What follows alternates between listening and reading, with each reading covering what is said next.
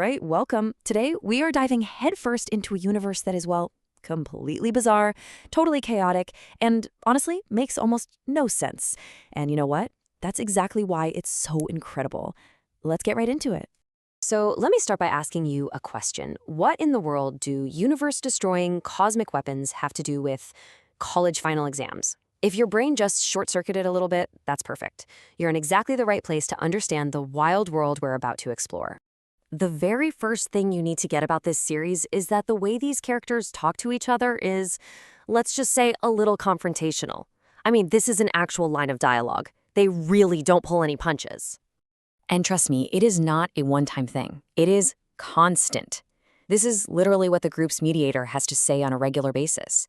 So, who are these people who are always, and I mean always, one argument away from starting a new Cold War? Okay, Section 1. Let's finally meet the main characters and try to bring a little order to this chaos. But before we even get to who they are, we have got to talk about the group's name. This is important. Now, if you look at their official logo right here, you can see it, plain as day, written on that scroll, Dogo Gang. So, case closed, right? That's their name. Well, not quite. That's right, you heard me.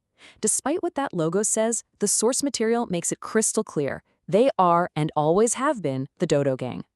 It's one of those amazing little details that just tells you everything you need to know about how this world works. So say it with me, Dodo Gang. Got it? Awesome.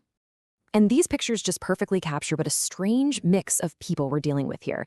I mean, on the one hand, you have what look like some pretty normal students and, a very well-dressed rabbit.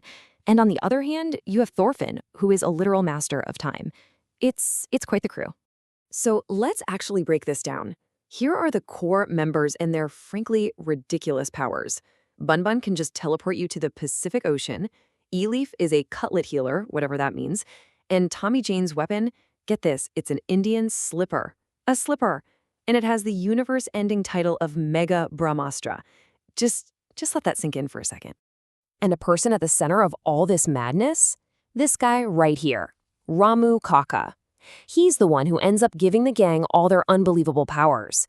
But how on earth did that even happen? All right, next up, let's get into their origin story. We're going to trace the absolutely absurd, twisting path this group took to get their powers. And yeah, you read that right. It all started in a restaurant.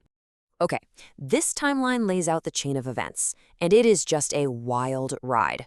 It starts with a super casual decision over dinner. This somehow leads to a college exam getting interrupted by a trip to the moon, which then leads to a fight over a carrot that puts Ramu Kaka in a coma. And it's only after all of that, when he wakes up in the hospital, that he gives them their powers. It makes perfect sense, right? And this is it. This is the exact line that kicks the whole thing off. No ancient prophecy, no tragic backstory. Just A-Leaf, in the middle of an argument, throwing out the idea of becoming conquerors. And everyone else just kind of shrugs and goes along with it. Amazing. So now we know who they are and how they got their powers. But what are the actual rules in this universe? Because believe it or not, there are some.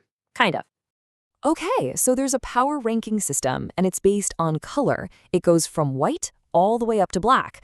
But then, of course, there's a special rank above everything else, created for just one character, Bun Bun. Because in this universe, why wouldn't there be? And the weapons are just as logical and well thought out. An Indian slipper isn't just a slipper, no. It's a Mega Brahmastra class weapon. A simple lemon spray? Oh, that's a tired destroyer. And that brings us to my absolute favorite of the bunch. I just want to pause here. I need this to really sink in. In this entire universe, the most powerful weapon we have seen so far, the one used by the Master of Time, is a regular calculator. A world destroyer. It is absolutely brilliant. I love it. And that brings us to our final section. After all the cosmic fights and time-bending chaos, the story leaves us with one final unsolvable question, and it's pulled directly from a college exam. Here it is. Question 135. This is the exact problem that one of our main characters, Lemon, was staring at right before his life turned completely upside down. Just take a second and read it. Try to wrap your head around that. And this was Lemon's internal monologue when he read that question. I am cooked. And honestly, looking at that math problem, I think every single one of us can relate to that feeling. I know I can. So, what do you think?